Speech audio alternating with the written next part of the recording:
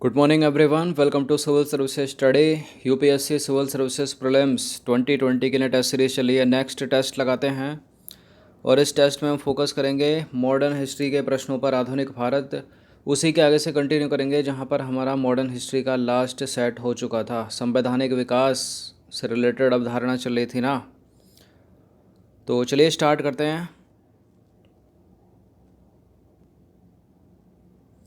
तो question number 1 पर आ जाइए। 14 सितंबर है आज, 4 अक्टूबर को एग्ज़ाम है। हर दिन प्रैक्टिस करते रहिए।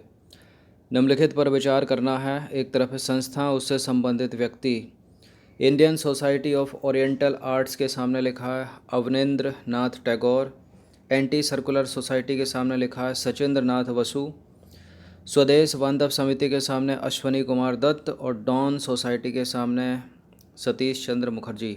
अब बताइए इनमें से कौन सा सही है। 1 2 2 3 2 3 4 1 2 3 4। Indian society of oriental arts correct है, Abanindra Nath Tagore. Anti circular society Sachindra Nath Basu सही है। स्वदेश बांधव समिति अश्वनी कुमार दत्त सही है। डॉन सोसाइटी सतीश चंद्र मुखर्जी सही है। तो सारे के सारे सही हो गए, डी है इसका आंसर। तो देखिए, Indian society of oriental arts की स्थापना कब हुई थी? 1906 में हुई थी। अवनींद्र नाथ टैगोर ने की थी और जिसकी पहली छात्रवृत्ति मिली थी किसको? नंदलाल बोस को। बात करें एंटी सर्कुलर सोसाइटी की, तो सरकार द्वारा शिक्षण संस्थानों के विरुद्ध कठोर कदम उठाने के कारण सरकारी स्कूलों का बहिष्कार हुआ, जिसके परिणाम स्वरूप राष्ट्रीय विद्यालयों की स्थापना की गई और छात्रों को कॉलेजों से निकालने तथा जुर्माना लगाने के कारण राष्ट्रवादियों ने सरकारी दमन का मुकाबला करने के लिए एंटी सर्कुलर सोसाइटी की स्थापना की। इस संगठन के सचिव कौन थे? सचिंद्र नाथ बसु। अब देखिए, बात करें स्वदेश बांधव समिति की, तो स्वदेशी आंदोलन को लोगों तक पहुंचाने के लिए स्वयंसेवी संगठनों की मदद ली गई। इसकी स्थापना अश्वनी कुमार दत्त ने की थी और 159 शाखाएं पूरे बंगाल में स्थापित की गई इसके तहत। बात करें डॉन सोसाइटी की, तो बंगाल में राष्ट्रीय शिक्षा का विस्तार करने के लिए इसकी स्थापना की गई डॉन सोसाइटी की। यह विद्यार्थियों का एक संगठन था जिसके सचिव कौन थे? सतीश चंद्र मुखर्जी थे। राष्ट्रीय शिक्षा के प्रचार प्रसार हेतु इन्होंने डॉन सोसाइटी नामक समाचार पत्र भी निकालना प्रारंभ किया। क्वेश्चन नंबर 2 पर आ जाइए। निम्नलिखित कथनों पर विचार करना है। पहला स्टेटमेंट है अरविंद घोष ने। किसने? अरविंद घोष ने शांति निकेतन की तर्ज पर Bengal national college and school की स्थापना की। कांग्रेस के मंच से पहली बार स्वराज्य की मांग दादा भाई नौरोजी ने की। स्वदेशी आंदोलन का नेतृत्व मद्रास में चिदम्बरम पिल्ले और आंध्र में हरी सर्वोत्तम राव ने किया था। बताइए कौन सा करेक्ट है इसमें। कांग्रेस के मंच से पहली बार स्वराज्य की मांग दादा भाई नौरोजी ने की थी या एम.एन. रॉय ने की थी? देखिए, दादा भाई नौरोजी ने की थी, करेक्ट है दूसरा स्टेटमेंट। मद्रास में चिदम्बरम पिल्ले और आंध्र में हरी सर्वोत्तम राव ने किया था स्वदेशी आंदोलन का नेतृत्व। तो तीसरा भी करेक्ट है, पहला गलत है। अरविंद घोष तो अध्यक्ष थे इसके, Bengal national college and school के। रविंद्रनाथ टैगोर ने की थी इसकी स्थापना शांति निकेतन की तर्ज पर। तो पहला एलिमिनेट कर दीजिए, इसका आंसर हो जाएगा केवल 2 और 3। तो कथन एक सही नहीं है क्योंकि रविंद्रनाथ टैगोर ने शांति निकेतन की तर्ज पर 14 अगस्त 1906 को Bengal national college and school की स्थापना की थी, जिसके प्राचार्य थे अरविंद घोष इसके प्राचार्य थे। उन्होंने स्थापना नहीं की थी। स्थापना किसने की? Bengal national college and school की रविंद्रनाथ टैगोर ने शांति निकेतन की तर्ज पर, जिसके पहले प्राचार्य अरविंद घोष। 1906 में कांग्रेस के कलकत्ता अधिवेशन की अध्यक्षता करते हुए पहली बार दादा भाई नौरोजी ने कांग्रेस के मंच से स्वराज्य की मांग प्रस्तुत की। करेक्ट है दूसरा स्टेटमेंट। मद्रास में चिदम्बरम पिल्ले थे। आंध्र में हरी सर्वोत्तम राव को गिरफ्तार किया गया था और अश्वनी कुमार दत्त और कृष्ण कुमार मित्र को बंगाल से निर्वासित कर दिया गया था अंग्रेजों द्वारा। क्वेश्चन नंबर 3 पर आ जाइए। होम रूल आंदोलन से रिलेटेड कुछ स्टेटमेंट है यहाँ पर। देखिए, बाल गंगाधर तिलक ने अप्रैल 1916 में होम रूल लीग के गठन की घोषणा की, जिसका अध्यक्ष जोसेफ बैप्टिस्टा को बनाया गया। एनी बेसेंट की होम रूल लीग का उद्देश्य ग्राम पंचायतों से लेकर प्रांतीय विधानसभाओं तक में सुशासन की स्थापना करना था। बिल्कुल ये करेक्ट हैं दोनों के दोनों स्टेटमेंट, सी है इसका आंसर। तो बाल गंगाधर तिलक ने अप्रैल 1916 में होम रूल लीग के गठन की घोषणा की, जिसका अध्यक्ष जोसेफ बैप्टिस्टा तथा सचिव कौन था? एन.सी. केलकर। एनी बेसेंट की होम रूल लीग का उद्देश्य ग्राम पंचायतों से लेकर जिला बोर्डों, नगर पालिकाओं, प्रांतीय विधानसभाओं तथा देश में संसद के रूप में सुशासन की स्थापना करना था। क्वेश्चन नंबर 4 पर आ जाइए। कांग्रेस के अधिवेशनों के संदर्भ में निम्नलिखित कथनों पर विचार करना है। 3 स्टेटमेंट है, यहाँ पर बताना कि इनमें से कौन सा सही है। पहला स्टेटमेंट है 1888 में इलाहाबाद अधिवेशन की अध्यक्षता जॉर्ज यूले ने की थी, जिसमें मुख्य मांग के तौर पर नमक कर में कमी और शिक्षा खर्च में वृद्धि की गई। नागपुर अधिवेशन में भाषा के आधार पर देश को प्रांतों में विभाजित करने का प्रस्ताव रखा गया। लाहौर अधिवेशन में जवाहरलाल नेहरू ने पूर्ण स्वराज्य का प्रस्ताव पारित किया। तीनों के तीनों स्टेटमेंट करेक्ट हैं। तीसरा वाला स्टेटमेंट कॉम्पिटिटिव एग्जाम का फेवरेट है, बहुत पूछते हैं इसको। इसका आंसर हो जाएगा ऑप्शन नंबर डी, उपरोक्त सभी। तो इलाहाबाद अधिवेशन हुआ था 1988 में। इसकी अध्यक्षता की थी जॉर्ज यूले ने, जिसमें कांग्रेस की मुख्य मांगें थी, एक तो नमक कम में कमी करो, शिक्षा खर्च में वृद्धि करो। इस अधिवेशन में संविधान निर्माण पर भी बल दिया गया।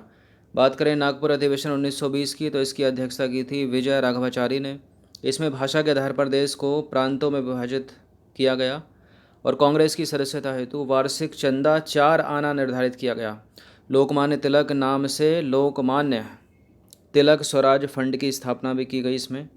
बात करें 1929 के लाहौर अधिवेशन की, कॉम्पिटिटिव एग्जाम का फेवरेट है, जवाहरलाल नेहरू ने इसकी अध्यक्षता की थी। पूर्ण स्वराज्य का मांग इसमें की गई थी। 1936 में कांग्रेस के लखनऊ अधिवेशन में जवाहरलाल नेहरू के नेतृत्व में ही कांग्रेस पार्लियामेंट्री बोर्ड की स्थापना हुई थी, ये भी याद रखिए।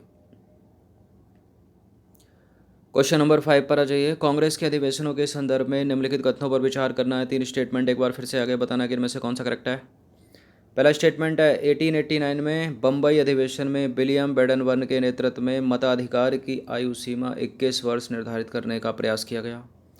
1896 में कलकत्ता अधिवेशन में रहीमतुल्लाह साइनी की अध्यक्षता में पहली बार बंकिम चंद्र चटर्जी द्वारा वंदे मातरम गाया गया। 1913 के कराची अधिवेशन में पहली बार जन गण मन गाया गया। ये तीनों के तीनों एकदम करेक्ट हैं और इनको याद कर लीजिएगा। इसका आंसर क्या हो जाएगा? ऑप्शन नंबर डी, उपरोक्त सभी। नेक्स्ट प्रश्न है, निम्नलिखित में से किसने अपने साप्ताहिक पत्र कॉमनवेल्थ के प्रथम अंक में लिखा था कि राजनीतिक सुधारों से हमारा अभिप्राय ग्राम पंचायतों से लेकर जिला बोर्डों, नगर पालिकाओं, प्रांतीय विधानसभाओं, राष्ट्रीय संसद के रूप में सुशासन की स्थापना करना है। अभी तो था एक्सप्लेनेशन में, बताइए इसका उत्तर क्या है? गांधी जी, तिलक जी, नेहरू जी या फिर एनी बेसेंट जी? कॉमनवेल्थ से एलिमिनेट हो जाएगा पूरा का पूरा, एनी बेसेंट है इसका आंसर। तो श्रीमती एनी बेसेंट ने होम रूल लीग आंदोलन का आशय स्पष्ट करते हुए अपने साप्ताहिक पत्र कॉमनवेल्थ के प्रथम अंक में लिखा है कि राजनीतिक सुधारों से हमारा अभिप्राय ग्राम पंचायतों से लेकर जिला बोर्डों, नगर पालिकाओं, प्रांतीय विधानसभाओं और राष्ट्रीय संसद के रूप में सुशासन की मांग करना है। क्वेश्चन नंबर 7 है, तहकीकात कमेटी के संदर्भ में निम्न कथनों में से कौन सा गलत है। देखिए, जो तहकीकात समिति थी, कमेटी थी, जलियांवाला बाग हत्याकांड की जांच करने के लिए बनाई गई थी। पहला स्टेटमेंट तो यह है। इस कमेटी के अध्यक्ष मदन मोहन मालवीय थे। इसके सदस्य महात्मा गांधी, मोतीलाल नेहरू, अब्बास तैयब जी और C.R. दास एवं पुपुल जयकर थे। इस कमेटी ने जलियांवाला बाग हत्याकांड में मारे गए लोगों को आर्थिक सहायता देने की मांग की।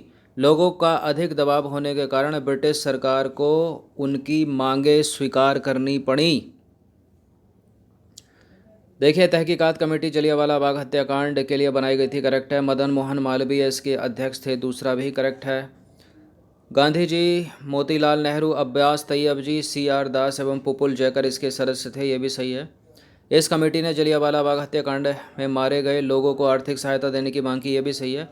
लेकिन अंग्रेज़ों ने उनकी मांगों को स्वीकार नहीं किया, गलत है चौथा वाला स्टेटमेंट। कैसे कर लेते वो? तो डी गलत है, क्योंकि तहकीकात कमेटी के अध्यक्ष मदन मोहन मालवीय थे। यह कमेटी जलियांवाला बाग हत्याकांड की जांच के लिए गठित की गई थी। इसके सदस्य महात्मा गांधी, मोतीलाल नेहरू, अब्बास तैयब जी, C.R. दास एवं पुपुल जयकर थे। इस समिति ने अपनी रिपोर्ट में अधिकारियों के इस बर्बर कृत्य के लिए उन्हें निंदा का पात्र बताया एवं सरकार से दोषी लोगों के खिलाफ कार्रवाई एवं मृतकों के परिवार को आर्थिक सहायता देने की मांग की, परंतु ब्रिटिश सरकार ने इसे अस्वीकार कर दिया। क्वेश्चन नंबर 8 पर आ जाइए। महात्मा गांधी के पदार्पण से पहले भारत में राष्ट्रीय आंदोलन की दिशा को निम्नलिखित में से किस या किन अंतर्राष्ट्रीय घटनाओं ने प्रभावित किया था? पहला स्टेटमेंट है रूस जापान के युद्ध में जापान की विजय ने। दूसरा स्टेटमेंट है इटली अबिसिनिया युद्ध ने। और तीसरा स्टेटमेंट है आयरलैंड के क्रांतिकारी आंदोलन ने। तीनों ने इसका आंसर हो जाएगा ऑप्शन नंबर डी 1 2 3। तो देखिए, भारतीय राष्ट्रीय आंदोलन की दिशा को महात्मा गांधी ने पदार्पण से पहले रूस जापान युद्ध जो हुआ था 1905 में, जिसमें जापान ने रूस को पराजित करके साबित कर दिया था कि सैनिक दृष्टि से जापान किसी यूरोपीय देश से कम नहीं है तथा मजबूत इच्छा शक्ति का कोई विकल्प नहीं है। देखिए, इटली अबिसिनिया युद्ध जिसमें इटली की औपनिवेशिक शक्ति पराजित हुई। इसके अतिरिक्त आयरलैंड में चल रहे होम रूल आंदोलन तथा चीन में साम्राज्यवादियों के खिलाफ चलाए जा रहे बक्सर युद्ध ने भारत की राजनीति को प्रभावित किया। अच्छा, इस तरह के प्रश्न यूपीएससी सिविल समय में बहुत पूछे जाते हैं और अधिकतर तीनों स्टेटमेंट जो हैं वो करेक्ट हो जाते हैं। मतलब ऐसा एक अनुमान है, ऐसा होता ही आया पिछले 10-15 सालों में इस तरह का कोई प्रश्न बनता है तो। क्वेश्चन नंबर 9 पर आ जाइए। निम्नलिखित कथनों पर विचार करना है। पहला स्टेटमेंट है गांधी जी ने दक्षिण अफ्रीका में नटाल इंडियन कांग्रेस की स्थापना की और दक्षिण अफ्रीका के लंबे आंदोलन के दौरान कई बार जेल भी गए वो। गांधी जी ने एशियाटिक रजिस्ट्रेशन एक्ट को सही मानते हुए उसकी पैरवी की। दक्षिण अफ्रीका में गांधी जी के आंदोलन के कारण दक्षिण अफ्रीकी जो सरकार है उसने 1914 में अधिकांश काले कानूनों को रद्द कर दिया। बताइए कौन सा करेक्ट है इसमें? देखिए, पहला वाला तो सही है। गांधी जी ने दक्षिण अफ्रीका में नटाल इंडियन कांग्रेस की स्थापना की और दक्षिण अफ्रीका के लंबे आंदोलन के दौरान वो जेल भी गए। 1893 में गए थे ना गांधी जी दक्षिण अफ्रीका, और आए कब थे? 1915 में। और भारत आकर चंपारण सत्याग्रह किया सबसे पहले। तो करेक्ट है पहला स्टेटमेंट। दूसरा वाला गलत है, क्योंकि गांधी जी ने एशियाटिक रजिस्ट्रेशन एक्ट को सही नहीं माना था, उसका विरोध किया था। तीसरा वाला स्टेटमेंट सही है। गांधी जी ने दक्षिण अफ्रीकी सरकार द्वारा 1914 में अधिकांश काले कानूनों को रद्द कर दिया गया, क्योंकि गांधी जी ने दक्षिण अफ्रीका में आंदोलन चलाकर कुछ विरोध प्रदर्शन किए काले कानून को लेकर। तो करेक्ट है 1 और 3 यहाँ पर, दूसरा गलत है। तो कथन 2 असत्य है, क्योंकि गांधी जी ने एशियाटिक रजिस्ट्रेशन एक्ट का विरोध किया था और एक शिष्टमंडल इंग्लैंड भेजा था। इस एक्ट के तहत दक्षिण अफ्रीका में रह रहे प्रत्येक भारतीय को पंजीकरण प्रमाण पत्र लेना जरूरी था। 10वां प्रश्न है निम्नलिखित पर विचार करना है। टॉलस्टॉय फार्म की स्थापना, फिनिक्स आश्रम की स्थापना, इंडियन ओपिनियन नामक अखबार का निकाला जाना, उपरोक्त में से कौन से कार्य गांधी जी ने किए? बताइए। टॉलस्टॉय फार्म की स्थापना की थी उन्होंने, फिनिक्स आश्रम की स्थापना की, सब दक्षिण अफ्रीका में हो रहा था ये। इंडियन ओपिनियन नामक पत्र अखबार जो है वो निकाला गांधी जी ने निकाला। तो सारे के सारे करेक्ट डी है इसका आंसर। तो गांधी जी ने अपने जर्मनी सहयोगी कालेन वाख की मदद से टॉलस्टॉय फार्म की स्थापना की और वहीं रहने लगे। इसके अतिरिक्त 1904 में फिनिक्स आश्रम की स्थापना की तथा दक्षिण ओपिनियन नामक अखबार निकाला।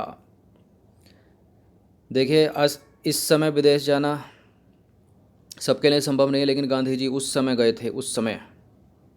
और क्या कर रहे हैं? दूसरे अंग्रेज़ों के साथ सहयोग कर रहे हैं, उनसे अपनी बात मनवा रहे हैं, टॉलस्टॉय फार्म जैसे फार्मों की स्थापना कर रहे हैं।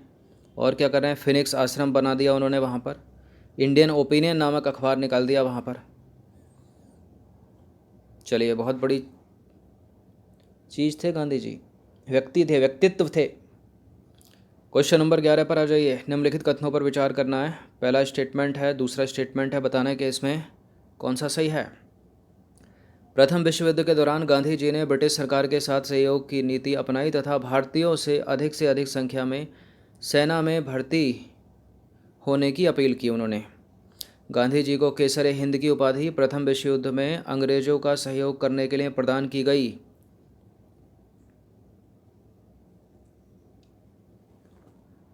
बताइए कौन सा वाला स्टेटमेंट करेक्ट है इसमें? गांधी जी को केसर हिंद की उपाधि प्रथम विश्व युद्ध में अंग्रेज़ों का सहयोग करने के लिए प्रदान की गई थी क्या?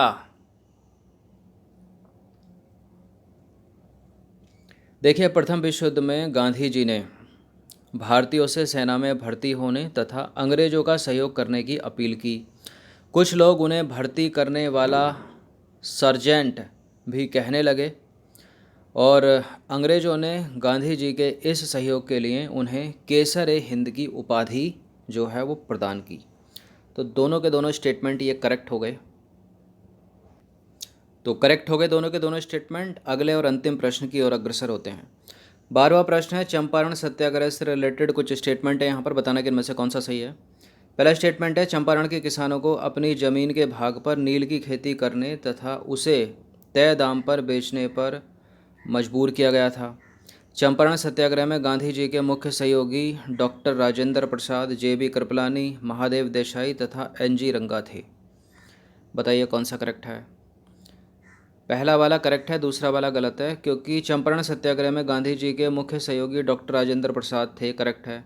जे.बी. कृपलानी भी थे, महादेव देसाई भी थे, लेकिन एन.जी. रंगा तो विरोध कर रहे थे चंपारण सत्याग्रह का, तो ये नहीं थे। दूसरा वाला इनकी वजह से एलिमिनेट हो जाएगा। केवल एक ही सही है यहाँ पर। तो कथन दो सही नहीं है, क्योंकि एन.जी. रंगा ने महात्मा गांधी के चंपारण सत्याग्रह का विरोध किया था। चंपारण सत्याग्रह में गांधी जी के मुख्य सहयोगी राजकुमार शुक्ल, राजेंद्र प्रसाद, जे.बी. कृपलानी, महादेव देसाई, मजरूल हक और नरहरि पारिख व व्रज किशोर थे। ये इंपॉर्टेंट प्रश्न है, चंपारण सत्याग्रह। और ये सारे के सहयोगियों को, जितने भी सहयोगी हैं ना, एक बार लिख लिख कर याद कर डालिए इनको। और ख़ासकर राजकुमार शुक्ल का नाम याद रखना, क्योंकि इन्होंने ही बिहार के चंपारण आने के लिए गांधी जी को आकृष्ट किया था कि गांधी जी आएँ, यहाँ के किसानों के साथ ऐसा हो रहा है, इनके लिए कुछ करें। देखिए, यूरोपीय निहले किसानों की 25% राशि वापस करने के लिए राजी हो गए गांधी जी के सत्याग्रह के बाद, और गांधी जी ने इसे स्वीकार कर लिया।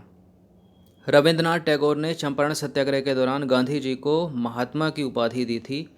ये प्रश्न भी दूसरे कॉम्पिटिटिव एग्ज़ाम में पूछा जाता है। पीसीएस तक में पूछ लिए गए हैं ऐसे प्रश्न, हालांकि यूपीएससी तो ना करेगी, ऐसे प्रश्न ना किया है। तो अच्छे से इसका रिवीजन कर लेना। ये था टेस्ट नंबर 556।